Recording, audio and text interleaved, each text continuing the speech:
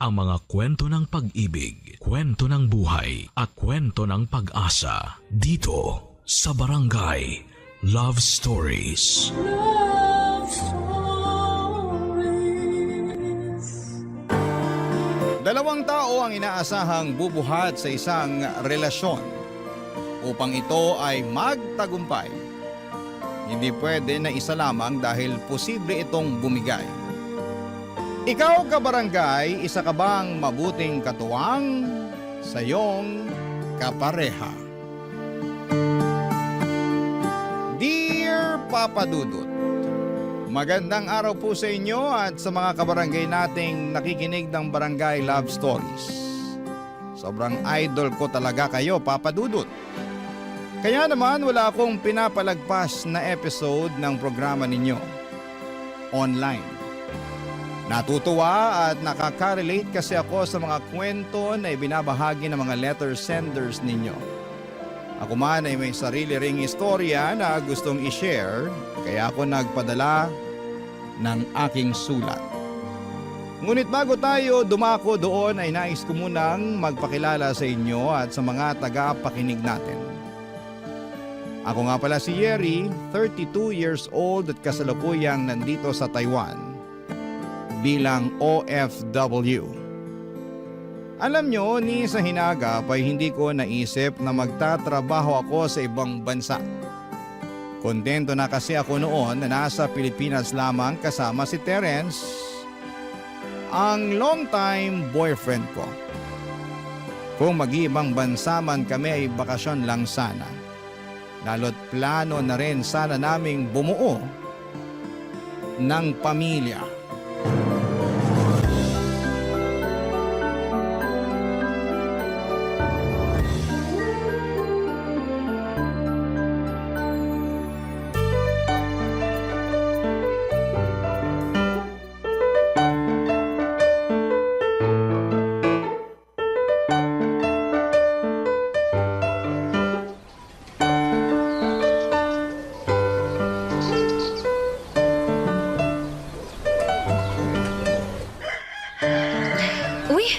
Kinasal na pala si Tintin. Grabe naman, parang kailan lang. Akala namin hindi na siya makakapag-asawa pero tadhana nga naman, oh. Teka, pusuan ko nga to. Ayan, ang cute-cute naman nila. Baby love, pwede ba tayong mag-usap? Ha? Tungkol saan, baby love? Sa plano ko. Anong plano? Hulaan ko. Bakasyon ba yan? O baka naman tungkol sa kasal natin? Ikaw Nako, sorry Wala sa mga nabanggit mo, baby love eh. Okay. Hula lang naman eh. Pero ano ba yung plano mo? Kasi may May ano? may bago kong business idea. Ha? Hindi ko business idea pala kasi dalawa kami rito ng best friend kong si Louie. O tapos? Gusto naming magtayo ng coffee shop kasi nakitaan namin ng potential yung business lalo na sa location na napili ni Louie eh. Alam mo naman na matagal ko ng pangarap magkaroon ng sariling business, di ba?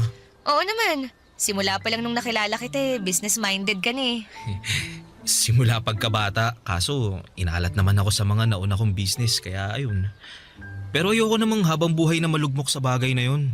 Saka gano'n naman talaga sa negosyo eh, tsambahan ng pag-asenso. Kaya kailangan meron kang pusong determinado. Wow, ikaw talaga Pag-usapang business tumatalinghaga ang mga salitaan mo Pero tama ka naman sa mga sinabi mo, baby love. Kaso, anong plano nyo ni Louie? First step kumbaga para masimulan nyo yung business nyo. Syempre, kailangan namin ng kapital. Pinagsama namin ni Louie yung savings namin pero para mas makatipid sa pagbabayad sa mga tauhan nagkasundo kami na tutukan yung business simula pagpapagawa hanggang sa pagtatauhan. Kaya nga nag-decide akong mag-resign sa trabaho para ako na yung tatao muna kasi hindi pwedeng umalis si Louie dahil di hamak na mas malaki ang kita niya sa pinapasukan niya kaysa sa akin. Naku, sigurado ka na ba talaga dyan? Oo naman. Pinag-isipan ko na to ng maraming beses. Nakakakaba pero nakaka-excite. Kasi hindi ko talaga nakikita ang sarili ko na magiging empleyado habang buhay. Gusto ko, ako yung amo at para mangyari yun, Kailangan ko magtayo ng sarili kong negosyo. Partnership nga lang kami ni Louie rito pero at least kami pa rin ang boss. Naiintindihan ko ang gusto mong mangyari. Pero dapat, sigurado kayo na kikita yung business nyo, ha? I mean, sayang kasi pag hindi nyo mabawi ang kapital nyo. Lalo ka na. Malaki ang mawawala sa'yo kasi walang papasok na income sa'yo pag nagsimula na kayo. Tapos plano mo pang mag-resign. Alam ko naman yun. Tsaka nakahanda ako sa anumang pwede mangyari. Okay, pero paano yung bayarin natin dito sa inuupahan natin? Paano yung iba pa nating expenses kung lahat ng pera mo palabas at walang pumapasok? Yun na nga. Makikiusap sana ako na ikaw munang sumagot ng mga bayarin natin Terence sa... naman! Kahit 6 na buwan lang. Target namin na matapos yung pagpapagawa ng coffee shop in 3 months. Tapos mag-opening na kami. Sigurado naman makakabawi na kami in just 2 months, no? Para naman yatang suntok sa buwan yung sinabi mo eh. Yun naman ang hirap sa'yo eh. Wala kang bilib sa akin. Hindi naman sa ganun. Basta, pangako, magiging successful tong business na naisip namin ni Louie. Suporta mo lang at tiwala ang kailangan ko, baby love. Papadudot naging kami ni Terence noong pareho pa lamang kaming nasa college. At noon pa man ay business-minded na talaga siya. In fact, pangatlong negosyo na niya ang pinaplano niyang itayo ng best friend niyang si Louie noong mga panahong yon. Hindi kasi nagtagumpay ang dalawang business na sinimulan niya right after college graduation. At kapag nangyayari yon ay bumabalik siya sa pagiging empleyado at mag-iipon muli ng kapital. Pero hindi na kami bumabata ng mga panahong yon. At kahit na gusto ko siyang suportahan sa pangarap niya, di maalis sa akin ang pagdududa na baka katulad ng dalawang naunang negosyo niya ay mabigo ulit siya. Sa huli, si Terence pa rin ang nasunod at wala akong nagawa. Humiram siya ng pera sa bangko pang kapital dahil kinulang ang savings nila ni Louie at nag-resign siya sa trabaho niya upang matutukan ang negosyo nila. Hindi nagtagal ay nag-soft opening sila at masasabi ko na naging matagumpay naman yon. Naging maayos ang kitaan nila ng sumunod na 2 buwan. Pero pagpasok ng pangatlo hanggang pang-4 ay bigla na lamang may nangyari. Papadudot.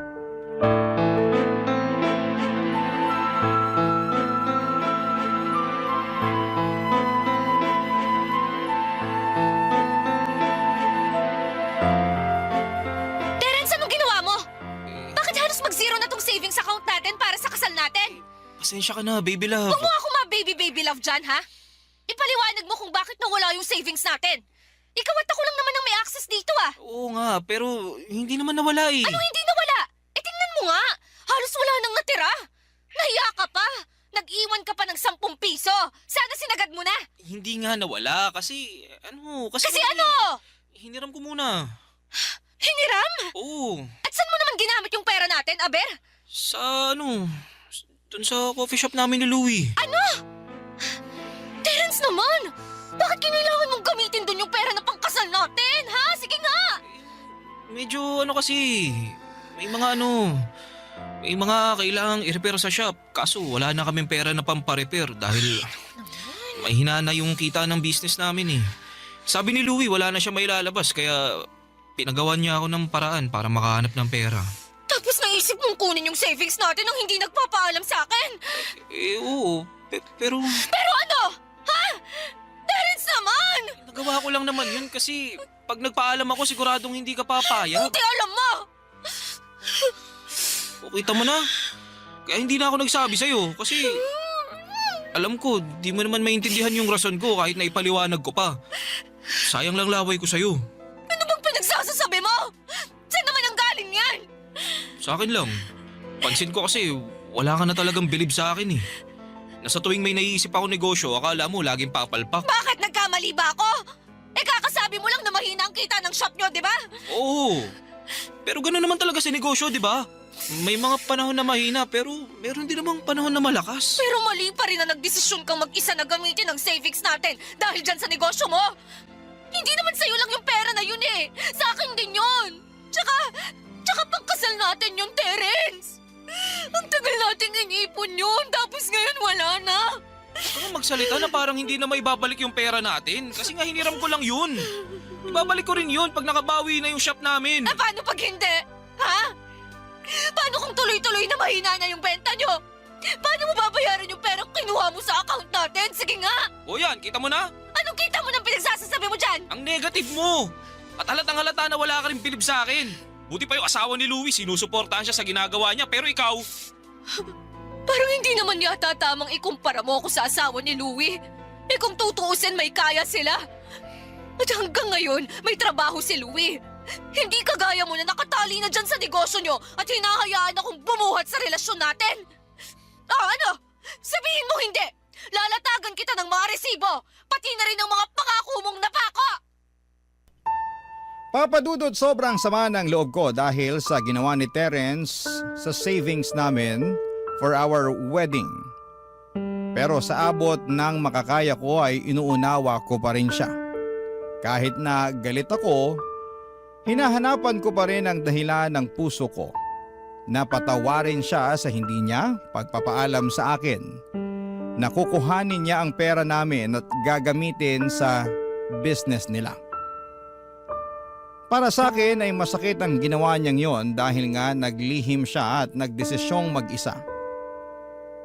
Kaya naman pinalipas ko na lamang muna ang mga araw at nag-focus na lamang sa aking trabaho. Papa Dudut, ginugol ko ang aking atensyon sa pagtatrabaho nang sa ganon ay hindi ko maalala na masama ang loob ko sa aking kinakasama. At effective naman dahil unti-unti ko na lamang nakalimutan ang ginawa niya. Sa huli, wala pa rin naman akong ibang gusto kundi ang magtagumpay. Ang negosyo nila Terence. Katulad po ng matagal na niyang pangarap, Papa Dudut. Barangay Love Stories. Barangay Love Stories. Papa Dudut, matagal bago na ibalik ni Terence ang savings namin na ginamit niya para sa business nila. Utay-utay kasi ang pagbabayad niya kasabay ng iba nilang binabayarang utang para sa kapital nila. Kaya ang ending noong nakumpleto yon ay hindi na rin yon nadagdagan pa. Tapos makalipas lamang ang 1 taon ay tuluyan ng nagsarado ang coffee shop nila. Sinubukan pa nga nila yung ipasalo pero wala na talagang pag-asa. Kaya para makabawi sa mga nalugi ay binenta na lamang nila ang mga kagamitan na pinondar nila. Tapos ay pinaghatian nila ng kaibigan niya ang perang napagbentahan nila. Kaya lang ay mas malaki pa rin talaga ang nailabas nila kesa bumalik sa kanila. Sobrang lugi. Pero mabuti na rin at meron kesa wala, Papa Dudut.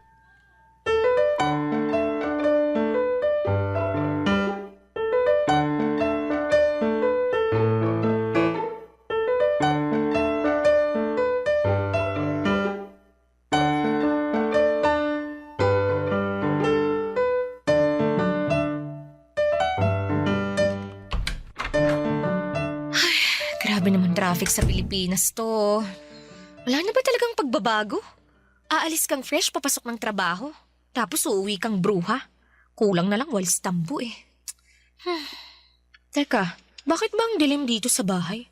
Asan na ba yung switch ng ilaw para mabuksan? Happy birthday to you. Happy birthday to you. Happy birthday, happy birthday. Happy birthday to you. Happy birthday, baby love. Terence? Happy birthday. Oh, blow mo na tong kandila ng cake mo, dali. Ha? Sige na. Pero bago yun, mag-wish ka muna. Dali. Sige, teka. Eh? Ayan, nablow ko na. Happy birthday ulit. Thank you. Oh, sa tono mo, mukhang nakalimutan mong birthday mo ngayon ah. Medyo. Ang dami kasing ginagawa sa opisina eh. Tsaka ano... teka nga. Ibig sabihin, nandito ka lang talaga sa apartment? Oo. Bakit? Saan pa ba ako pupunta? Ewan ko. Sabi mo kasi sa akin sa text eh, di mo ako masusundo kasi may lakad ka. Nung tinanong ko kung saan, hindi ka naman nag-reply. Tapos malalaman kong nandito ka lang pala sa apartment natin? Oo, teka. Kalma ka lang. Eh paano ako kakalma? Eh naipit lang naman ako sa malalang traffic kasi hindi mo man lang ako sinundo. Eh nandito ka lang naman pala. Ikaw naman no. Siyempre, pag sinundo kita, edi hindi na kita mo susurpresa ngayong birthday mo. Nagluto ako ng masarap. Yung mga paborito mong ulam, tsaka nag-order din ako ng palabok at kakanin na gusto mo. Liga, dali. Andun na sa mesa lahat oh. Upo ka na lang at kakain. Tara, punta na tayo dun. Sige na. Huwag mo na ako simangutan ng ganyan. Tsaka, di ka ba masaya na pinaganda kita ngayong birthday mo? Mukha ba akong masaya? Grabe ka naman. Pasensya na. Pagod lang talaga ako. Sumakit na kasi yung ulo ko dun pa lang sa traffic eh. Ay, teka nga muna. Saan ka kumuha ng pinambili mo ng mga pagkain na yan? Pati ng cake na yan. Ha? Ay, sa akin. Sa'yo. So ibig sabihin may pera ka? Oo, nag-loan ako sa online lending app. Terence naman! Dapat hindi mo na ginawa yun! Gusto ko lang naman kasi maging espesyal yung araw na to, lalo na't birthday mo. Gets ko naman. Pero sana naging practical ka na lang. Buti nakapag-loan ka pa sa dami ng utang mo na hindi mo na nababayaran. Oo, pero nakailang subok din ako. Oh, paano mo ngayon babayaran yung niloan mo? Wala ka namang trabaho. Wala kang source of income tapos nagdagdag ka pa talaga ng utang. Naghahanap naman ako ng mapapasukan eh. Pero hanggang ngayon wala ka pa rin napapasukan. Kasi masyado kang mapili tsaka mareklamo. Yung hindi mo pa nga nasusubukan pero umaayaw ka na agad. Para kasing di na ako sanay na may amo. Kasi gusto mo ikaw yung amo, ganon. Oo. Kaya lang paano mangyayari yan kung palpak naman yung negosyo nyo at ang laki ng nalugi sa inyo? Pwede ba wag mo nang ipaalala yung nangyari? Masakit pa rin naman para sa amin yun. Oo nga, nandun na ako. Pero hanggang kailan ka masasaktan at magmumukmuk dyan? Kailan mo ako planong tulungan sa mga bayarin natin dito sa bahay? Napapagod na rin ako at nasasagad. Pwede ba? Saka na lang natin pag-usapan ng bagay na yan kasi dapat nagse-celebrate tayo ngayon kasi birthday mo. Bukod doon, may isa pa sana akong sorpresa sa'yo. Ano na naman yan? Teka lang ha, kukunin ko lang sa bulsa ko. Ito, nakuha ko na. Ano yan? Teka, bakit ka lumuluhod? Di ba halata? Kasi gusto na kitang alokin na magpakasal sa akin. Alam ko na matagal mo nang gustong bumuo ng sarili nating pamilya. Sorry kasi ngayon ko lang naisip na hindi na nga tayo bumabata. Pero di pa naman huli ang lahat, di ba? Pwede pa tayo magsimula kaya sana pumayag ka ng makasal tayo. Will you marry me, Yeri? Seryoso ba talaga yan? Oo naman.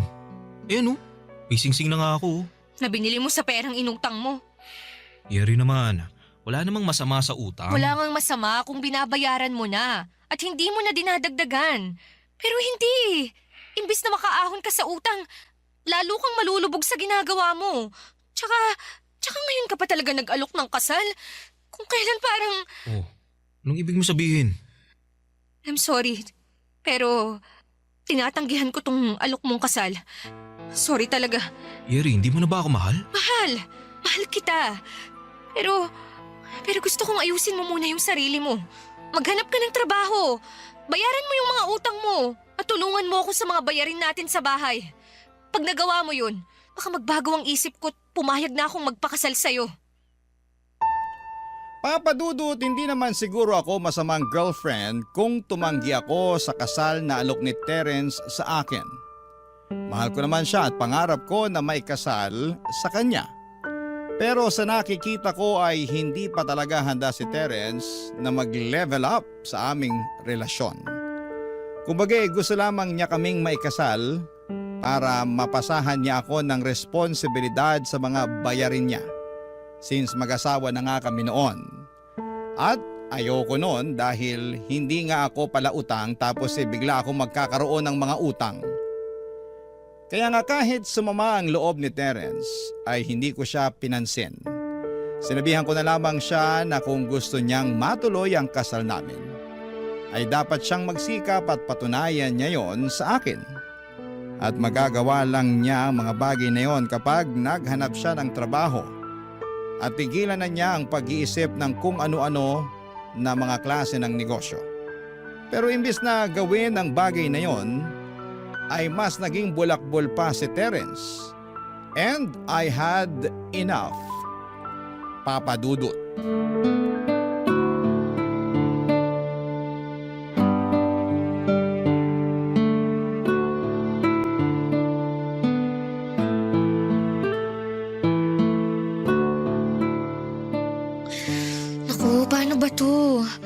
kailangan palang bayaran sa school ni Bunso tapos nanghingi rin ng pambili ng gamot si nanay. Sigurado, kukulangin na yung sweldo ko lalo't bayaran din sa renta ngayong buwan. Nandiyan ka pala sa kusina, baby love. Kanina pa kasi kita hinahanap eh. Ang liit-liit lang nitong apartment natin, Terence. Madali lang tayong magkakakitaan. Grabe ka naman. Bakit ba ang init agad ng ulo mo? Stress lang ako. Bakit mo ba ako hinahanap? May kailangan ka ba sa akin? Oo, meron. Ano? Sabihin mo na, may ginagawa ko rito. Ano kasi, nagyaya yung tropa namin ni na Louie na mag-staycation. Kami-kami lang mga boys. Sa Tagaytay, kaso sabi ko, di ako makakasama dahil wala akong pera pang gastos. Pero mapilit talaga sila eh. Sabi ni Louie, mangutang na lang daw ako sa'yo, kaso Ano? babayaran ko naman, baby love. Paano mo babayaran wala kang trabaho? Tsaka sandamukal na ahente at kolektor na yung naniningil sa'yo mula sa mga inutangan mo. Pero hindi mo man lang pinapansin. Pati sa akin tumatawag sila at nagbabanta na ipapabarangay ka. Pero parang hindi ka naman naaalarma. Tapos ngayon, nakuha mo pa talagang sumama sa staycation na yan? At sa akin ka pa talaga uutang ng pera, ha? Alam mo naman kasing hirap akong makaloan sa mga online lending app, di ba? Tsaka mabuti na yung sa'yo ko manghiram dahil girlfriend naman kita. Kesa sa ibang tao, di ba? Oo, girlfriend mo ako. Pero anong mabuti doon? Ewan ko ba sa'yo, Terence? Para kang bata eh. Hindi mo na naisip na short din ako sa budget ngayon dahil sunod-sunod ang gastusin sa bahay namin. Tsaka rito sa atin. Tapos nakuha mo pa talaga akong utangan, ha? Tsaka wow, ha? Wow talaga. Kasi nakakainggit ka naman. Dahil naisip mo pang magbakasyon samantalang hirap na akong mag-budget dito. Yun lang naman yun, baby love. Tsaka di ko naman siguro kasalanan kung subsub ka sa trabaho kaya di ka na nakakapagbakasyon. Baka nakakalimutan mo, last time, niyaya kitang mag-Baguio pero tumanggi ka. Oo, tumanggi ako kasi ako lang naman ang gagastos. Baka imbis na ma-relax ako lalo lang akong ma-stress. Alam mo, Terence, ayoko na. Nung ayaw mo na. Ayoko na ng ganitong buhay. Ayoko nang ma-stress ng bonggang-bongga dahil sa pera. Naturingan na kasama kita sa buhay pero parang mag-isa pa rin ako dahil pabuhat ka eh. Pagod na akong buhatin tong relasyon natin ng mag-isa. Kaya nga naisip ko na makipaghiwalay na lang sa'yo. Total, hindi naman ako mahalaga sa'yo eh. Teka, anong pinagsasabi mo? Siyempre mahalaga ka sa akin, baby love. Kung mahalaga ako sa'yo, maghahanap ka ng trabaho. Tutulungan mo ako sa mga gastusin natin sa bahay. Pero hindi eh. Hindi mo nga yata naisip yun. Kasi hanggang ngayon, wala ka pa rin pinapasukan. At mukhang masaya at kontento ka lang na nandito ka sa bahay natin. Pera na lang ba talaga tang maiaambag ko ang batayan ng silbi ko sa relasyon natin? Masipag naman ako rito sa bahay ah. Naglilinis ako, nagluluto, pinaglalaba kita, inaasikaso Pero ko lahat. hindi pa rin yun sapat para magtiis ako sa'yo. Kasi sa nakikita ko, wala ka talagang plano para sa atin. Gusto mong magkapamilya tayo. Pero ayaw mo maghanap ng trabaho. Ayaw mo akong tulungan financially. Paano na lang pag nagkaanak na tayo? Huwag mo sabihin sa akin na ako pa rin ang kailangang magbanat ng buto kahit nakabuanan ko na. At ako pa rin ang mag-iipon ng pera para sa panganganak ko. Aba, kawawa naman ako nun. Yeri naman, pwede naman natin pag-usapan to eh. Wala na tayong dapat pag-usapan. Wala na, inubos mo na ako, Terence. Pagod na akong umasa na may isip mo pa akong tulungan sa pagtataguyod ng relasyon natin. Dahil sa kung ganito palang nawala ka ng maiaambag financially. Ibig sabihin, hindi ka pa handang magkaroon ng pamilya. Papadudot, isa sa mga pinakamahirap na desisyon na ginawa ko sa buhay ko ay ang pakikipaghiwalay sa taong mahal na mahal ko pa. Bukod doon ay ang tagal na rin namin ni Terence, live-in na nga kami at kasal na lamang ang kulang. Nakakapanghinayang pero na-realize ko na hindi sapat na mahal mo lamang ang isang tao dahil hindi kayo mapapakain ng pagmamahal na yon. Lalo na kapag may mga anak na kayo. Sa kabinigyan ko naman ng pagkakataon si Terence na ayusin ang sarili niya pero hindi niya ginawa. Kaya napuno na lamang ako hanggang sa maisipan kong makipaghiwalay na lamang. Yon ang magiging solusyon para makawala ako sa responsibilidad ko sa kanya. At kahit ako ang nang-iwan sa aming dalawa, masakit pa rin sa akin ang nangyari. Kaya upang tuluyang makausad ay nakapag-isip-isip kong mag-apply ng trabaho sa ibang bansa at magpakalayo-layo. Barangay Love Stories. Barangay Love Stories. Papadudot, yun ang rason kung bakit po ako nasa Taiwan ngayon. Tandang-tanda ko pa Na magkahalong takot at excitement ang naramdaman ko noong unang beses kong tumapak dito. Takot dahil bago sa akin ang lahat at excitement sa buhay na naghihintay sa akin. Nagsikap po ako para makaipon ng pera at para na rin matulungan ang mga mahal ko sa buhay sa Pilipinas. Trabaho ang naging sentro ng pang-araw-araw kong buhay. Wala na po akong pakialam noon sa love life dahil ayos na sa aking tumandang dalaga basta wag lang akong mapunta sa maling tao. Pero God is good all the time. Dahil makalipas ang 6 na buwan, nakilala ko ang aking Taiwanese boyfriend na sinama ko nga sa Pilipinas nitong 2025 nung umuwi kami para magbakasyon. Siyempre kasama na rin doon ang plano kong pagpapakilala sa kanya sa pamilya ko. Kaso'y hindi ko inaasahan ang pag-eksena ni Terence nung nalaman niyang nakauwi na ako. Gulat na gulat ako noong sumugod siya sa bahay ng nanay ko at nang gulo kesyo gusto raw niya akong makausap. Kaya pinagbigyan ko na rin siya. Papa Dudut.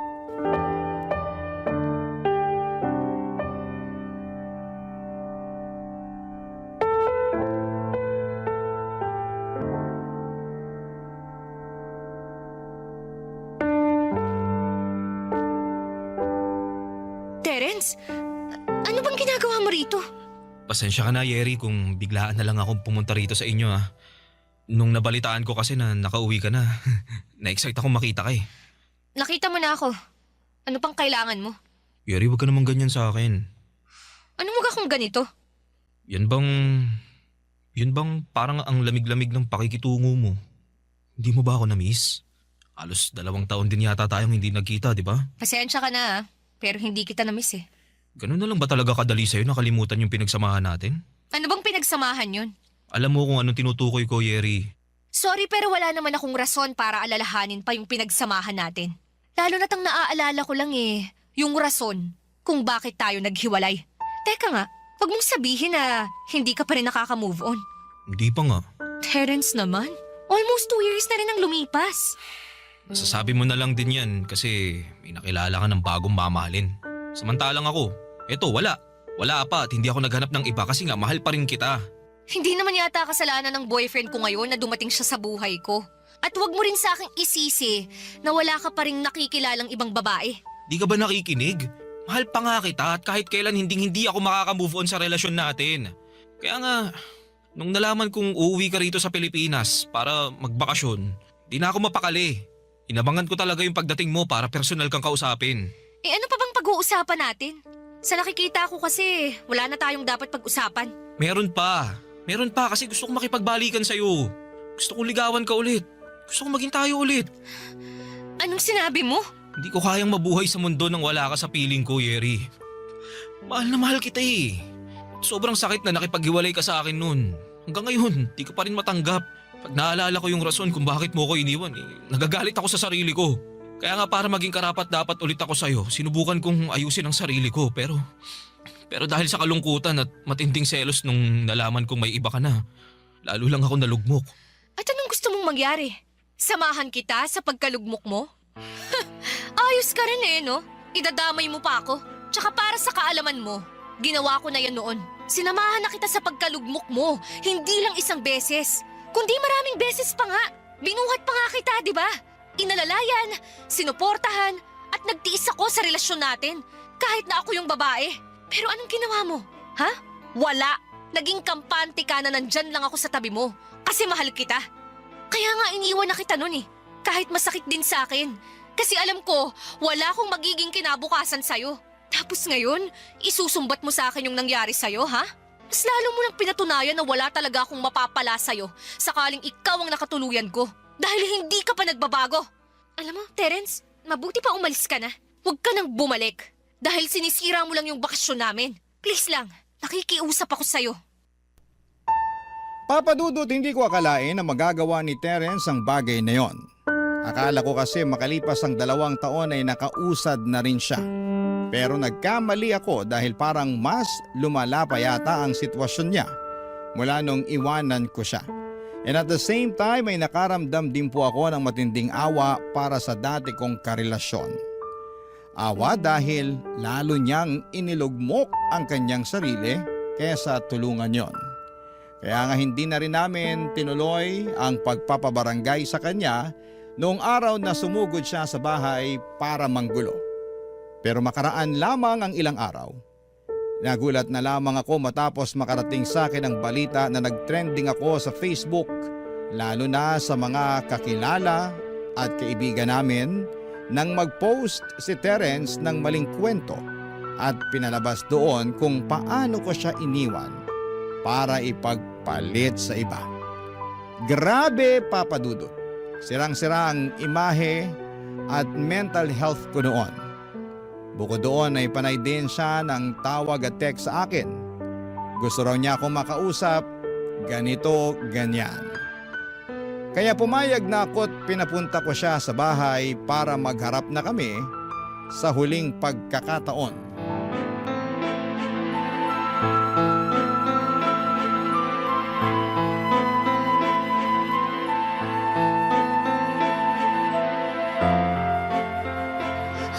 Hayop ka, Terence!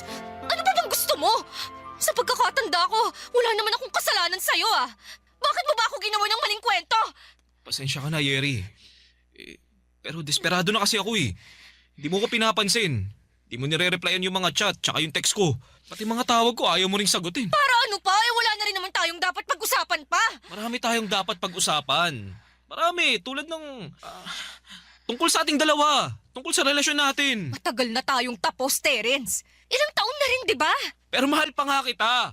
At hindi ako makakapayag na ikaw lang ang masaya sa ating dalawa. Tapos ako ito, lugmok, malungkot, nag-iisa. Ayoko, Yeri. Ayoko maging mag-isa kaya nakikiusap ako sa'yo. Bumalik ka na sa akin. Please. Please, balikan mo na ako. Parang hawa mo na. Binabalaan kita.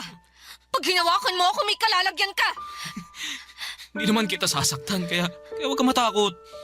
Hindi naman ako ganun eh. May natatandaan ka ba na pinagbuhatan kita ng kamay? Wala naman, di ba? Kasi nga mabait ako. Oo, mabait ako. Kaya dapat balikan mo na ako, Yeri. Hindi na kita babalikan dahil hindi na kita mahal. At bakit hindi, ha? Dahil ba dun sa bago mo? Bakit? Di naman siya kagwapuhan, ha? Mukha rin naman siyang lampat, patpatin. Ano ba nagustuhan mo sa kanya? Siguro mayaman siya, no? O baka naman mas magaling sa kama kaysa sa akin. Kapal naman ang mukha mo na bastusin ang boyfriend ko! Ako na lang ulit kasi ang mahalin mo, Yeri. Nangangako naman ako sa'yo na magbabago na ako eh. Sana noon mo pa naisip yan, Terence. Hindi yung kung kailan huli na ang lahat. Ang kapal naman na mukha mo sabihin sa akin ang bagay na yan. Kasalanan mo naman kung bakit ako lugmok ngayon. Nakakabilib din talaga ang kakapalan ng pagbumukha mo. Umiiyak-iyak pa naman ako noon at kwine-question ko ang sarili ko nung iniwan kita. Yun pala, yun ang pinakamagandang desisyon na ginawa ko sa buhay ko. Umalis ka na, Terence. Hindi ako aalis hanggat hindi ka pumapayag na makipagbalikan sa akin. Hindi na ako makikipagbalikan sa'yo. Kaya huwag ka nang umasa. Masaya na ako sa buhay ko. Kaya sana naman maging masaya ka na rin sa buhay mo. Unahin mong ayusin ang sarili mo dahil may potensyal ka naman eh. Ayoko mabuhay na wala ka, Yeri. Hindi ko kaya. Hindi ko kaya. Kaya sana bumalik ka na sa akin, Yeri. Huwag mo sabi akong lalapitan eh! Habang kita sasaktan eh. Aalagaan kita. Mamahalin kita, Yeri. Lalo mo lang sinisira ang buhay mo sa ginagawa mong yan, Terence! Please, makipagbalikan ka na sa akin. Tayo na lang ulit. Iwan mo na yung bago mo. Ako na lang ulit ang mahalin mo, Yeri. Pakiusap. Please, Yeri. Mahal na mahal kita.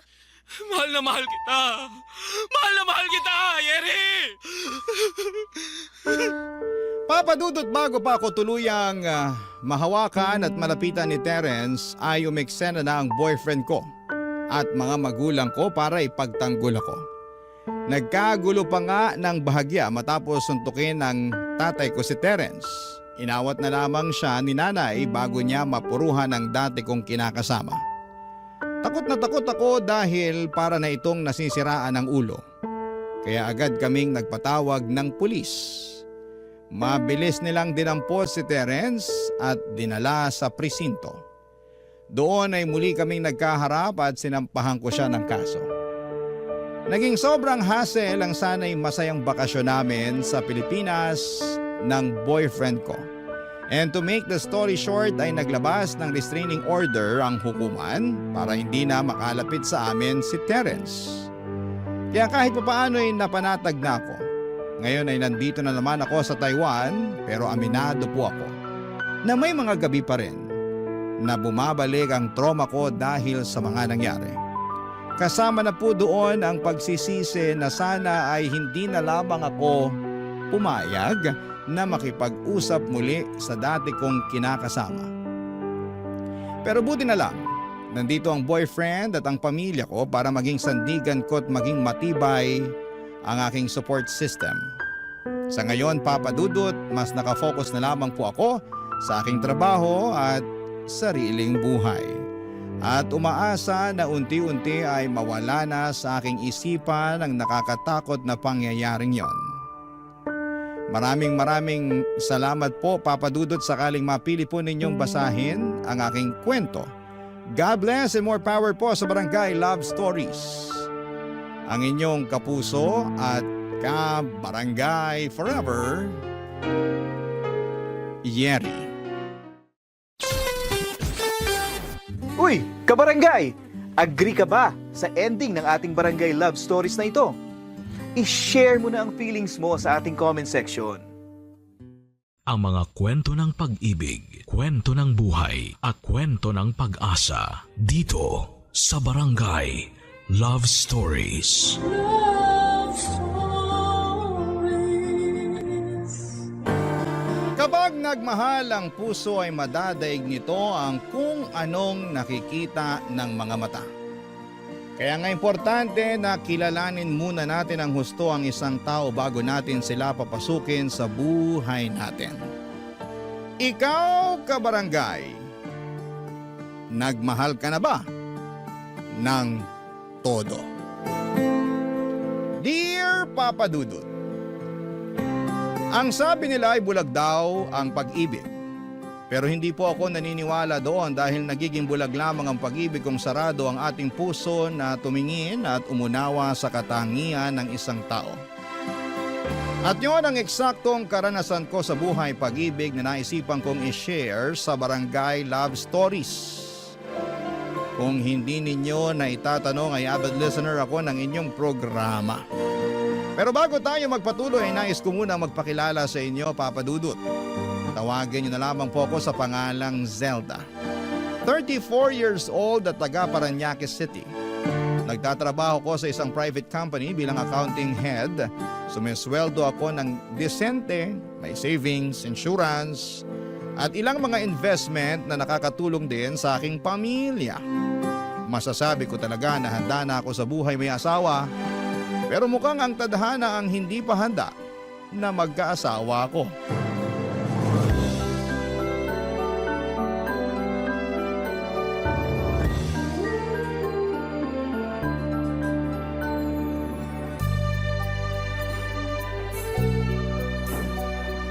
Real? Grabe naman yun.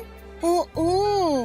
Buong akala ko may ibang babae yung tukmol na yun. Tapos, yun pala, ako yung ibang babae niya. Sus! Ikaw nga lang ba? Ano ibig mo sabihin? Sa itsura pa lang kasi ng tukmol mong ex-boyfriend, babaero na talaga siya. Kaya naisip ko, bukod dun sa legal girlfriend niya, marami pa kayong side chick niya. Ay, ngayon ko lang napag-isip-isip na baka nga tama ka. Baka hindi lang ako kasi marami pa kami. Oo, itsura pa lang nun, di na talaga mapagkakatiwalaan eh. Oh, grabe ka naman. Binasi mo talaga sa itsura ng tao. Don't get me wrong. Gwapo naman yung ex mong tukmol, pero ewan, kasi nung unang kita ko pa lang sa kanya, kumulo ng dugo ko eh. Pero syempre, quiet na lang ako kasi tanda ko may period ako noon. Baka nga sign na yun na di talaga katiwa-tiwala yung lalaking yun kasi kita mo ginawa niya sa'yo, hindi mo yun deserve. Hindi talaga kasi gusto ko lang naman na makakilala ng matinong lalaki na magiging boyfriend ko. At kapag pinagkaloob ng Diyos ay magiging asawa ko na rin. Alam mo yan, gustong-gusto ko na mag-asawa. Oo naman. Alam na alam ko kaya nga bilib na bilib ako sa iyo eh. Kasi kahit marami ka ng heartbreak na pinagdaanan, umaasa ka pa rin na makakatagpo ng matinong lalaki. At bilang BFF mo, yun din naman yung gusto kong mangyari sa'yo, no? Sa ganda mong yan, sa talino at mga skill na meron ka, wife material talaga. Kaso tinamaan yata ng kamalasan tong BFF mo eh. Kasi hanggang ngayon wala pa rin ako nakikilalang matinong lalaki. Hayaan mo, darating din si Mr. Right. Basta wag ka lang sumuko na kumilala. Isipin mo na lang na God's redirection yan. Kahit na sa ngayon mapapatanong ka talaga kung bakit hindi ka pa nakakatagpo ng matinong lalaki. Mas okay na rin yan kesa mag-settle ka sa manloloko at hindi mo deserve. Pero napapaisip pa rin ako. Anong iniisip mo? Kung anong pakiramdam na mahalin ng seryoso. Pakasalan ng lalaking mahal mo at bumuo ng pamilya kasama siya. Naku, hindi ko rin alam kasi kahit ako napapaisip eh. Bakit? Sa ating dalawa ikaw tong pinakamatagal na sa relasyon. Oo nga, pero ewan. Anong ewan? Ewan, I don't know. Oy, may hindi ka sinasabi sa akin. Share mo na habang hindi pa lumalamig tong kape ko. Siguro may problema kayo ng boyfriend mo, no? Nag-away kayo? Hindi, pero baka tama ka na meron nga kaming problema. O ako lang kasi mukhang okay naman siya eh. Okay saan? At ano ba kasi yun?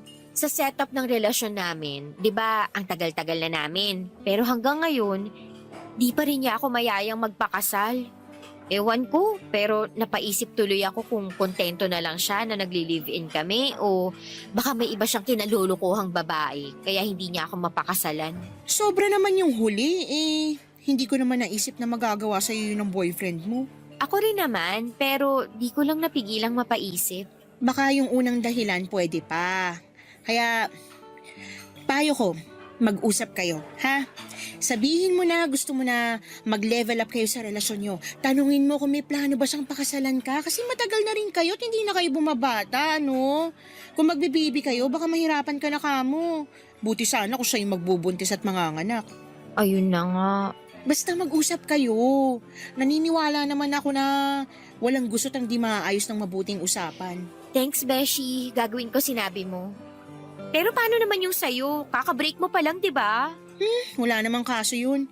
Ikaw na may sabi na baka nilalayo lang ako ni God sa mga lalaki na hindi mabuti para sa akin. Marami pa naman dyan. Hindi ako titigil sa paghahanap hanggang matagpuan ko na si Mr. Right. That's the spirit. Papadudot maganda naman ako. Hindi ko ito sinasabi bilang pagmamayabang kundi bilang babae na may mataas na kumpiyansa sa kanyang sarili. Sa kabila ng lahat ay palagi pa rin akong naloloko at iniiwan ng mga naging boyfriends ko. Kaya nga tumungtong na lamang ako sa edad na 34 ay single pa rin po ako. Napatanong tuloy ako sa aking sarili kung hindi ako kaseryoso o talagang marami lang ang mga lalaking siraulo at manloloko. Ano man ang dahilan, sa dalawang yon ay hindi na ako natutuwa sa estado ng love life ko. Buti na lamang at nandyan si Candy para mapagkwentuhan ko. Hindi nagtagal ay kumalat sa opisina namin na single na ako kaya bigla na lamang dumami ang mga lalaki na nagpapapansin sa akin. Isa na nga doon ang manager namin na matagal na akong kursonada. Pero hindi ko siya tipo papadudot kahit na mabait naman siya at single. Bukod sa kanya ay marami rin ang mga sumubok na pormahan ako pero sa kadahilan ng hindi ko alam ay mas natuon ang aking pansin kay Kokoy. Driver at messenger sa kumpanya namin. Panay kasi siya pa-cute sa akin kapag dumadaan sa cubicle ko. Pero kilala ko naman siyang magalang at mabait na tao.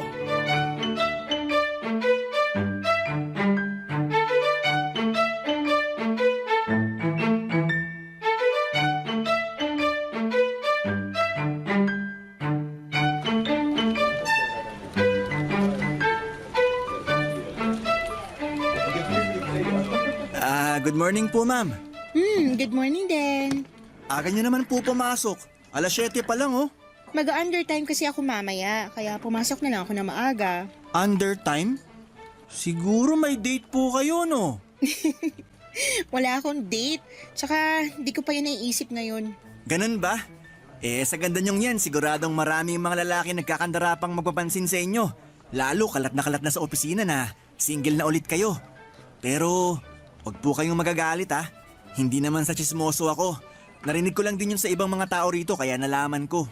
Hindi naman ako galit, tsaka alam ko na rin naman yung kalakaran dito sa opisina. Kumbaga, nabubuhay na lang ang mga tao sa chismis. Basta ang akin lang, kung hindi naman masama yung pinag-uusapan nila tungkol sa akin, walang kaso yun. Tsaka, totoo rin naman na single na ako ulit eh.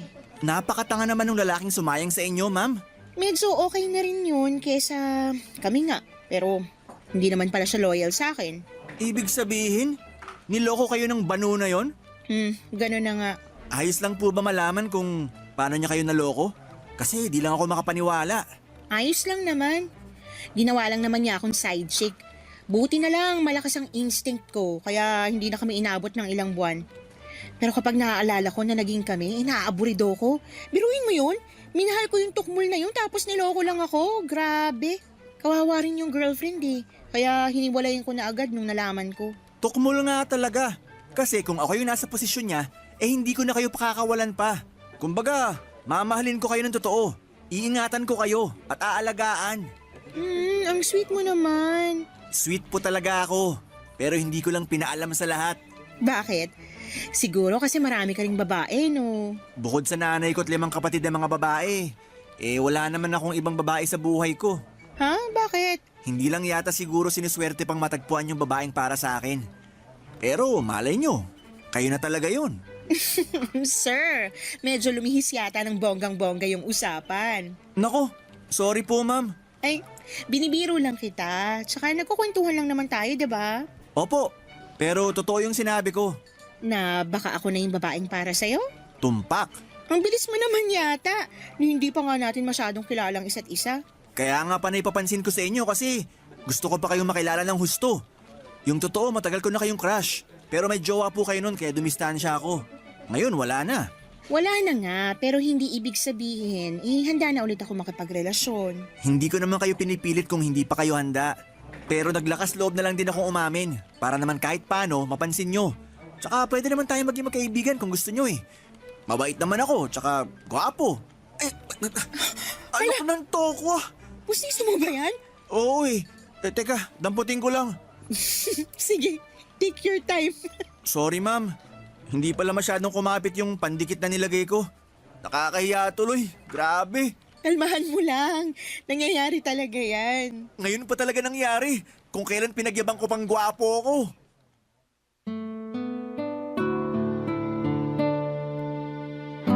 Papadudot gulat na gulat ako noong nalaglag ang pustiso ni Kokoy at nakita ko ng husto ang pagiging bungal niya. Bali bungal ang 2 ngipin niya sa harapan at taas na bahagi. Pero sa kabila ng lahat ay pawang kaaliwan lang ang naramdaman ko. Hindi ako na-turn off kay Kokoy dahil hindi ako ganong klase ng tao. Hindi nga ako mabilis ma-offend. Saka hindi naman niya kasalanan kung bakit kulang-kulang ang ngipin niya. Pagkatapos ng insidenteng yon ay naging biru-biruan na lang namin ni Kokoy ang pagiging bungal niya. At simula noon ay mas naging confident siya na makipag-usap sa akin nang hindi na sinusuot ang kanyang postiso. Dahil maluwag na rin yon at hindi na rin akma sa kanyang gilagid. Nagsabi na lamang siya na pagsisikapan niyang mag-ipon ng pera para makapagpagawa ng bagong postiso. Bagay na sinuportahan ko habang nagsisimula ang mabuti naming pagkakaibigan. Barangay Love Stories. Barangay Love Stories.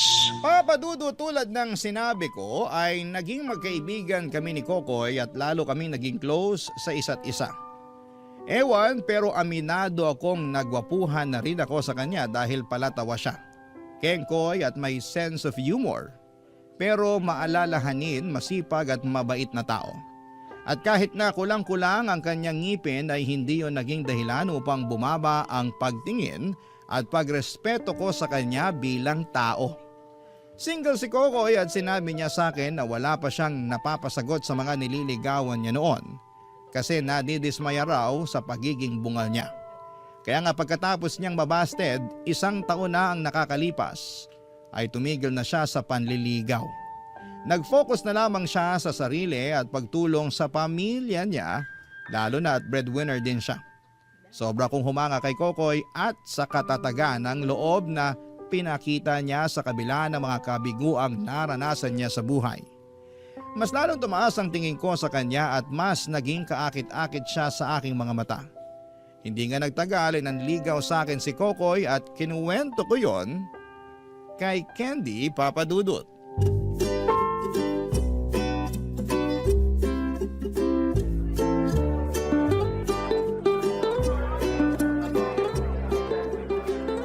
Tapos ayun na nga, sinabi niya sa akin na gusto niya akong ligawan.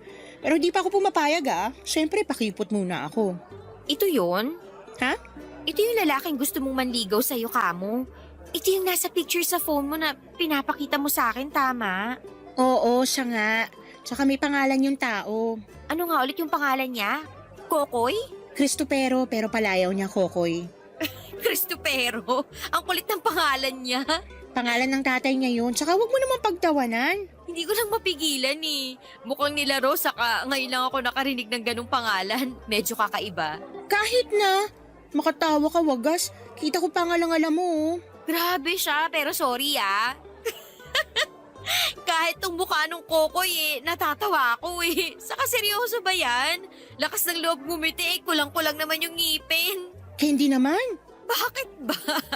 Isa natatawa talaga ako. Hindi naman niya kasalanan na kulang-kulang ngipin niya. Hindi nga, pero seryoso ka ba na nanliligaw sa'yo to? Oo nga. Sa tono mo, mukhang willing kang magpaligaw kahit sinabi mo na gusto mo munang magpakipot. Medyo. Yung totoo kasi, crush ko na siya, tsaka mabait naman si Kokoy. Bakit ka ba tumatawa? Wala naman nakakatawa sa mga sinabi ko Nakakainis ka na Sorry. Pero ang funny mo kasi. Ano nga muna nakakatawa doon? Yung sinabi mo na crush mo tong bungal na to, like as in? Anong nagustuhan mo sa kanya, besh? Oo nga, bungal siya, pero mabait din naman si Kokoy. Gentleman, maalalahanin. Pero bagsak sa looks. Dahil lang sa pagiging bungal niya? At sa trabaho na rin, like as in, major downgrade yan sa'yo kasi yung mga ex mo ang gaganda ng mga trabaho. Tapos bigla kang babagsak sa driver at messenger lang. Sumusobra ka na sa mga pinagsasabi mo kay Kokoy, Candy. Oh, wag ka magalit sa akin. Nagsasabi lang ako ng totoo. Saka kung wala namang kapintas-pintas sa kanya, di ako magsasalita. Sana nga di ka na lang nagsalita kasi sobrang sakit ng mga sinabi mo kay Kokoy Wala namang ginagawa sa iyo yung tao Karapatan ko naman magsabi ng opinion ko, saka sinabi ko yun para hindi man lait. Nagtataka lang ako kasi paano ka nagkagusto sa kanya? Ang gwapo ng mga ex mo tapos sa mukhang to ka lang babagsak? Gwapo nga at magaganda yung trabaho pero manloloko, sinungaling at mga siraulo naman. Tsaka, anong pinagsasabi mo na major downgrade? Sumusobra ka na talaga. Basta. Para sa akin medyo bumaba standard mo sa lalaki nung nagkagusto ka sa bungal na yan. Kasi kung hindi, mas mataas pa sana sa mga naging boyfriend mo yung hahanapin mong katangian ng isang lalaki sa susunod mong magugustuhan. Siyempre, kasama na looks at status dun dahil maganda ka, edukada. Para sa akin naman, walang masama sa itsura ni Kokoy. Oo, kulang-kulang yung ngipin niya pero pwede naman yung ipaayos Tungkol naman sa trabaho niya, marangal yun. At hindi siya nagnanakaw katulad ng iba dyan. Sinong iba dyan? Basta, yung mga mukhang disente pero magnanakaw naman. Ewan ko sa'yo, besh. Baka naman nabagok ka tapos naalog lang utak mo kaya ganyan ka mag-isip. O baka naman nananaginip ka lang. Pwede ka nang gumising. Sampaling kaya kita para malaman mong walang nananaginip dito. Grabe, napaka-bayolente. Napaka-violente rin kasi ng bibig mo. Laitera.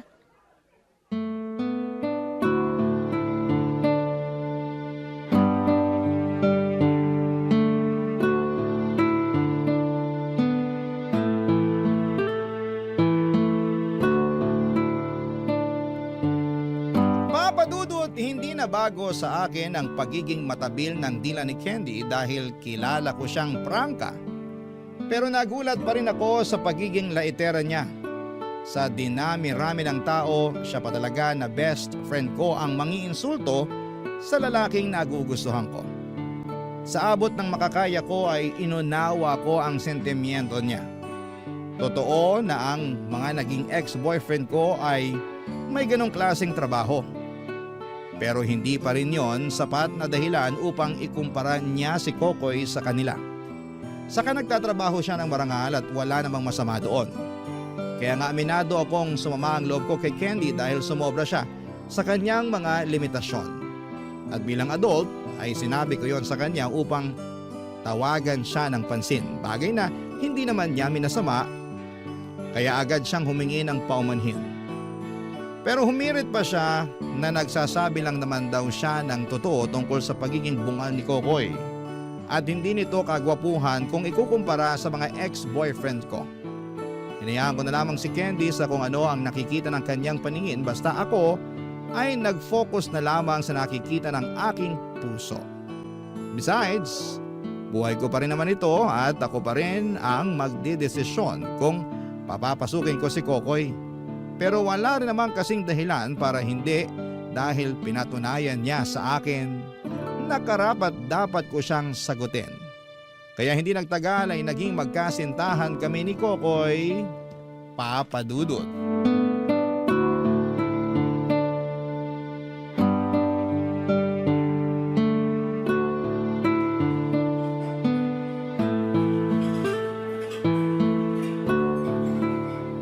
Grabe! Ang ganda naman dito sa kakainan natin. Pero baka mahal dito ah. Medyo kulang kasi yung pera ko eh. Huwag ka mag-alala, sagot ko na to. Nakakahiya naman, baby love. Ano nakakahiya dun? Siyempre, ako yung lalaki sa relasyon. Kaya dapat ako yung nagbabayad sa mga date natin. May pambayad naman ako pero hindi sa ganitong klase ng kainan. Kaya nga kalmahan mo lang kasi ako nang bahala. Tsaka, ano naman kung ikaw yung lalaki sa relasyon? Walang kaso sa akin yun, basta kaya ko, ibibigay ko. Hayaan mo, makakabawi rin ako sa'yo. Medyo nagipit lang talaga. Dahil nagpadala ako kay nanay ng pera sa probinsya. Nanganak na kasi yung ate ko. Tapos wala naman tumutulong dun kasi hindi naman siya pinanagutan nung nakabuntis. Siyempre, di ko naman matitiis kasi pamilya ko. Naiintindihan ko naman yun. Pero, sobra naman yung nakabuntis sa ate mo. Sobrang sama at irresponsable. Oo nga eh. Kaya lagi tuloy kaming bad shot sa inyong mga babae. Kasi may lalaki na si Raulo. Hindi naman lahat ng mga lalaki si Raulo. Meron yung mga katulad mo na matino. Kinilig tuloy ako. Halata nga. Kasing pula ng hinog na kamatis yung mukha mo eh. Ang cute mo pala kapag namumula. Binubola mo naman ako eh. Hoy, hindi kaya ako bolero. Baka ikaw. Lagi mo kaya akong sinasabihan ng maganda kahit minsan hindi ko masyadong ramdam. Di pambobola yung pagsasabi ng totoo. Pero thank you kasi na-appreciate mo ko. Bakit naman hindi? Girlfriend kita. Tsaka tungkulin ko bilang boyfriend mo, na-appreciate ka. At sabihin sa iyo yung magaganda mong katangian na nakikita ko. Matanong lang kita, baby love. Tungkol saan? Hindi ka ba nagsisisi na sinagot mo ako? Ha? Bakit mo naman natanong yan? Sagutin mo na lang. Napaisip lang ako. Hindi. Bakit? Kasi ganito lang ako. Anong ganyan ka lang? Sakto lang. Hindi ka gwapuhan. Hindi malaking sweldo. Kung ikukumpara ako sa mga dati mo na karelasyon, walang-wala talaga ako. Lamang na lamang sila sa akin ng 10 paligo. Tapos bungal pa ako. Kaya tagilid na talaga. Unang-una, hindi issue sa akin yung pagiging bungal mo. Pangalawa, wag na wag mong ikukumpara ang sarili mo sa kanila kasi hindi totoo yun. Para sa akin, gwapo ka. At higit sa lahat, mahal kita. Kaya wag mo nang uulitin yun ha. Okay. Ayan, ganyan nga. Pero hindi ko pa rin talaga mapigilang isipin na lamang sila sa akin ng 10 paligo kasi kulang-kulang ang ngipin ko. Sigurado na mas gwapo pa ako sa kanila kundi ako bungal. Tungkol sa bagay na yan, may naisip ako. Ano yon? Naisip ko na pwede naman kitang pagawa ng pustiso para mas tumaas yung kumpiyansa mo sa sarili mo. Alam ko plano mo nang magpagawa pero laging napopostpone dahil sa iba mo pang responsibilidad sa inyo na mas kailangan mong unahin. Kaya nga, hayaan mo ko na tulungan ka na makapagpagawa ng bagong pustiso. Sobra-sobra naman yata yun, baby love. Paano naging sobra-sobra yun? Sige nga. Kasi ako... Kasi ikaw yung lalaki sa relasyon. Kung yan na naman ang sasabihin mo ay wag mo nang ituloy. Tsaka ako naman yung nag-alok. Hindi to utang o ano. Regalo ko to sa'yo kaya tanggapin mo na lang. Sige ka. Pag di ka pumayag magtatampo ko. Hala, wag! Sige, payag na ako. Tinatanggap ko na yung regalo mo. Ayan. Magpa-schedule na tayo agad sa kakilala kong dentist. Magaling yun. Tsaka di kalidad gumawa ng pustiso. Sigurado magiging swak na swak sa'yo. Papadudot, kitang-kita ko ang pag-aalinlangan sa mga mata ni Kokoy nang sabihin kong ako na ang magpapagawa ng postiso niya. Pero inassure ko siya na walang kaso yon dahil girlfriend naman niya ako at napapayag ko si Kokoy kaya excited na kaming pareho para sa unang appointment niya sa dentista. Bukod sa bagong postiso ay pinabrace rin namin ang mga sungki niyang ngipin sa ibaba. At habang ginagawa pa ang postiso niya ay panay ang pasasalamat sa akin ni Kokoy. Kung tutuusin, ay hindi naman talaga mura ang magpakonsulta sa dentista dito sa Pilipinas. At karamihan ay natatakot pa kasi nahihiya sila. Kaya mas pinipili na lamang nila na huwag magpatikin. Pero importante na regular tayong nagpapakonsulta sa dentista upang mapangalagaan ang ating mga ngipin. Hindi nga nagtagal ay nakuha na namin ang bagong postiso ni Kokoy at noong sinuot niya yon ay pinakita sa akin. Sabay ngiti ay lalo akong na-inlove sa kanya.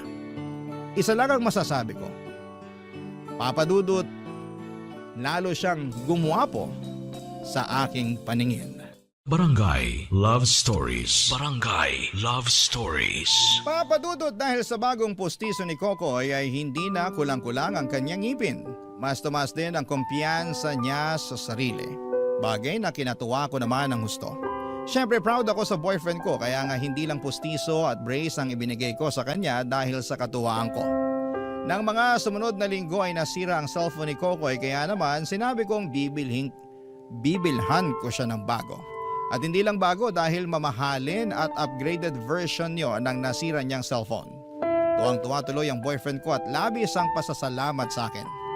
Habang tumatagal, ang aming relasyon ay natuto na rin po akong humiram ng pera sa akin natuto na rin humiram ng pera sa akin si Kokoy at ang kadahilanan niya ay palagi siyang nagigipit. Kasi maliit lang naman talaga ang sweldo niya bilang driver at messenger. Alam ko yon kaya hindi na rin ako nagdalawang isip na pahiramin siya. Kaso po'y dumalas ng dumalas hanggang sa magtaka na ako.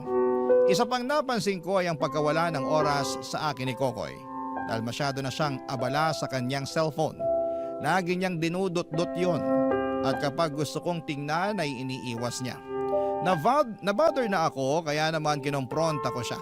Nagkasagutan pa nga kami papadudot hanggang sa inagaw ko ang kanyang cellphone at tiningnan yon. Doon ay napunta ako sa isang application at meron akong nalaman. Dahilan para kumulo ng husto ang aking dugo.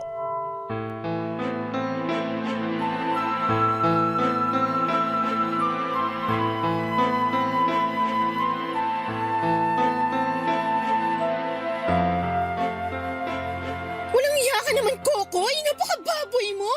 Pasensya ka na, baby love. Wag mo nga ako matawag-tawag na baby love. Nandidiri ako sa iyong ungas ka. Huwag ka naman magsalita ng ganyan, oh. Nasasaktan ako sa sinabi mo. Ay wow! Meron ka palang pakiramdam? Malamang, tao ako. Palagay mo sa akin, robot? Hindi. Pero bakit ba napunta tayo dyan? Ikaw kasi. Sinisi mo pa talaga ako, no? Napakakapal ng mukha mo. Pasensya na talaga, baby love. Huwag mo sabi akong tawagin baby love. Nakakadiri ka. Okay, sige. Hindi na kita tatawagin nun. Basta patawarin mo lang ako. At bakit ko naman gagawin yon? Sige nga. Kasi boyfriend mo ako. Mahiya ka nga sa balat mo. Lakas pa ng loob mong tawagin boyfriend ko yung sarili mo hindi mo nga ako naisip nung ginawa mo yung bagay na yon. Kaya nga nagsasorry ako. Kasi di ko naman sinasadya. Malaki lang talaga pangangailangan ko kaya ako nagawa yun. Kailangan ko ng pera. Paano kailangan mo? Nakakahiram ka naman sa akin Pinaihiram kita, diba? Oo. Kaya bakit kailangan mo pa talaga mamakla para magkapera? Saan mo pa ginagamit yung pera na yun at pagkalaki-laki naman yata ng kailangan mo? Di ba alam mo naman kung saan ko ginagamit yung pera na hinihiram ko sa'yo? Oo, sa pamilya mo. Pero yung pera na galing sa pamamakla mo, saan mo nga sabi ginagamit? Yun ba? Yun nga, Kokoy. Sagutin mo na ako dahil nanggigigil na ako sa'yo. Sa pamilya ko pa rin naman. Hindi ako naniniwala sa'yo kaya tigil-tigilan mo na yung pagbilog sa ulo ko. Sobrang sama mo. Kailan mo pa ako niloloko, ha? Kailan pa? Zelda naman. Sagutin mo na lang yung tanong ko. Hirap sa'yo, dami mo pang ligoy Hindi ko na maalala Wow, bigla na lang yata humina yung memorya mo. Totoo naman. Maniwala ka man o hindi, di ko na nga maalala. Sa bagay, kahit na maalala mo, Hinding-hindi na rin naman magbabago yung katotohanan na niloko mo ako kapalit ng pera. Ang sama-sama mo. Paano mo naatim yun? Na hindi mo na ako inisip. Naisip naman kita pero... Pero mas matimbang pa rin yung kumita ka ng pera dyan sa pamamakla mo. Wag mo namang ulit-ulitin, masakit na sa tenga eh. Alin? Yung pamamakla mo dahil sa pera? Zelda naman. Kulang pa nga yan eh. Kulang pa yung pagpapamukha ko sa'yo ng panloloko mo para naman maramdaman mo yung galit ko. Akala ko pa naman iba ka sa mga ex-boyfriend ko pero mas malala ka pa sa kanila. Wag mo naman ako agad husgahan. Intindihin mo na lang sana ako. Paanong di kita huhusgahan hindi mo nga masabi-sabi kung para saan yung pera kinikita mo sa pamamakla? Tapos gusto mong intindihin kita? Ako na nga yung agrabyado dito. Hoy mister, para sa kaalaman mo, ako lang naman yung niloko at pinagsisinungalingan mo. At hanggang sa mga oras na to, niloloko mo pa rin ako sa di mo pagsasabi ng totoo. Napakasama mo. Ikaw na yung pinakamasamang tao na nakilala ko. Napakasahol mo, Kokoy. Maling-mali nung inakala kong matino ka. Manloloko. Manggagamit.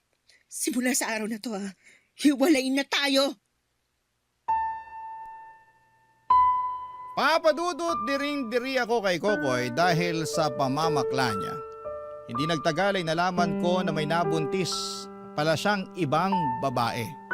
Kaya naman kung todo ang pangangailangan niya sa pera para masustentuhan ito. May nabasa rin akong conversation nila ng naturang babae at nakasaad doon ang masasama at masasakit na bagay na sinasabi sa akin ni Kokoy kapag nakatalikod ako.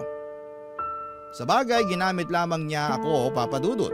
Hinuthutan at pinirahan kasi mahal ko siya at hindi ko siya kayang tiisin.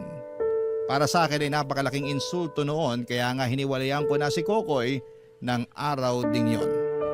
Pinigilan kong umiyak habang nasa daan pa uwi pero pagdating ko sa bahay ay napahagulhol na lamang ako. Muling nagbalik sa aking alaala ang mga panlolokong ginawa ng mga ex-boyfriends ko. Akala ko pa naman ay iba si Kokoy sa kanila pero mas malala pa pala siya. At galit na galit ako sa ginawa niya. Pakiramdam ko ay trinaydor niya ako at wala yung kapatawaran. Kaya nga kahit sinubukan kong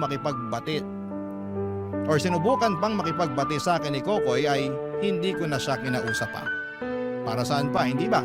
Mas naging mataas ang pader ko at naging profesional ako pagdating sa trabaho dahilan para ma-intimidate sa akin ang manlulokong si Kokoy na yon. Ngunit sa kabila ng pagpapakatatag ko, ay durog na durog pa rin po ang aking puso. Lahat ng yon ay hindi ko itinago kay Candy, papadudot.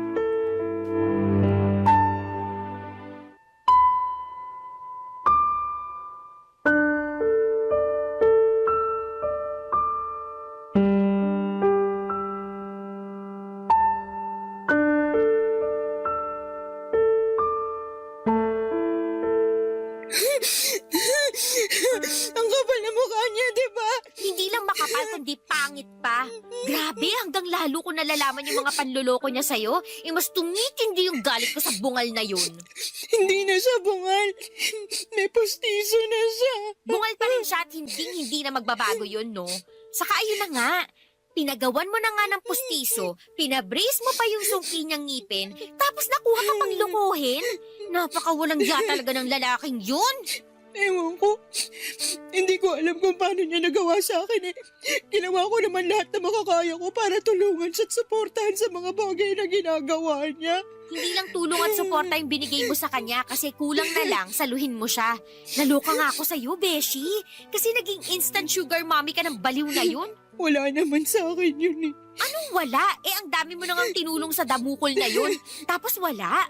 Kung kukwentahin ko yung mga pera na nabigay mo sa kanya, baka maloka na ako sa dami. Wala nga sa akin yun. Kasi ako naman halos yung nag-alok nun sa kanya. Pero nitong mga nakalipas, siya na mismo nangungutang sa'yo, di ba? Oo. Kasi meron na palang nabuntis na ibang babae ang ungas na yon. At kaya pala halos kumapit sa patalim, masustentuhan lang yung mag-ina niya. Yun nga yung kinakagalit ko. Kahit ako magagalit kasi sobra-sobra yung ginawa niya. Kumbaga, 2 beses kanyang pinagtaksilan, niloko at paulit-ulit na binibilog yung ulo mo. Hindi ko akalain na meron palang tao na ganyan ka-demonyo. Nakay Kokoy na talagang kalahati ng trono ni Satanas. Kaya nga nakipaghiwalay na ako sa kanya kasi hindi ko na maatim makita yung pagmumukha niya. Nandidiri ako kapag naalala ko lahat ng ginawa niya sa akin. Dapat lang naman talaga nahiwalayan mo siya, pero yun na yun. Ano ibig mong sabihin? Like, yun na yun. Paano na lang yung mga utang niya sa'yo? Sige nga. Ewan ko kung mababayaran niya pa yun kasi gipit na nga siya sa pera, di ba? Kaya niya rin nagawang kumapit sa patalim. Wow. Wala ka namang pakialam doon kasi siya naman gumawa ng sarili niyang ikagigipit sa pera. Kung hindi sana siya naging makati at nakontento na lang sa'yo, di masaya sana kayo. Kaso baliw siya eh. Kaya dapat lang nasingilin mo siya. Hindi mo na dapat problemahin yung problema niya. Baka kasi lalong sumakit yung ulo ko kung sisingilin ko pa siya, kaya nga naisip ko na hayaan na lang yung mga utang niya. Wow, ulit! Ibang klase ka, Beshi. Ano ka, charitable institution?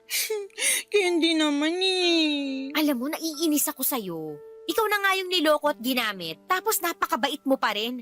Ang swerte sa'yo ng bungal na yun. Hindi na nga siya bungal, may pustiso na siya. Pakiko sa pustiso niya. Teka, may naisip ako para kahit paano makaganti ka sa mokong na kokoy na yun. Ano? Bawiin mo yung pustiso niya. Bakit ko naman gagawin yun? Ay, slow. Sabi ko, para nga makaganti ka. Bakit naman ako gaganti? Wala lang. Sa lagay, sa kanya ang huling halakhak. Swerte naman niya.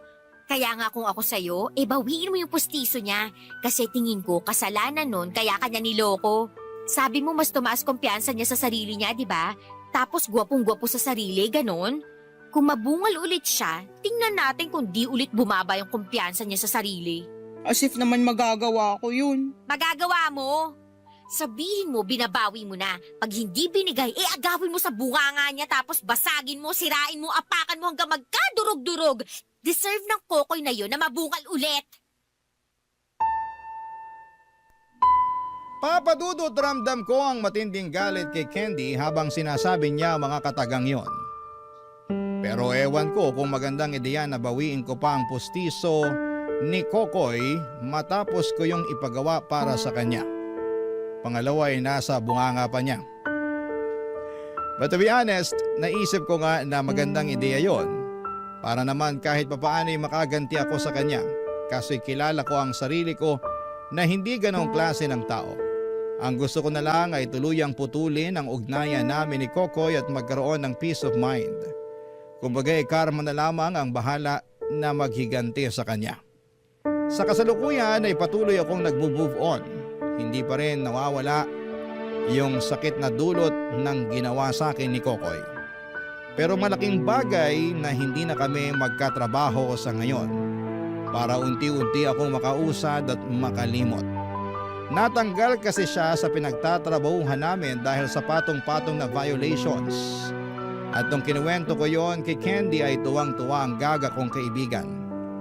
Pero ewan ko ba sa sarili ko kung bakit ako naaawa kay Kokoy, lalo na at wala na siyang trabaho at meron pang sinusustentuhan.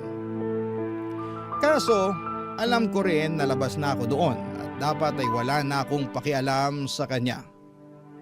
Ang tanong ko lang sa mga kabarangay natin ay ayos lang ba yung paraan ko ng pag-move on o dapat ginawa ko yung suggestion ni Candy para makaganti ako kay Kokoy? Dapat ko bang ipakuha ang postiso na suot-suot niya? Aminado ako na may gabi na dinadalaw ako ng mga what ifs sa buhay ko. At kasama na nga doon yung makapaghiganti sa ex-boyfriend ko.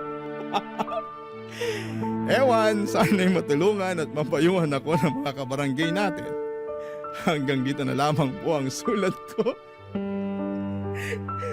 Papa Dudut, maraming salamat kung mapili po niyo itong i-air sa inyong programa. Number 1 po kayo sa puso ko and God bless sa inyong istasyon. Ang inyong forever kapuso at kabarangay, Zelda. Nalilito pa rin sa live ang ating kabarangay. Ano kaya ang maipapayo mo sa kanya?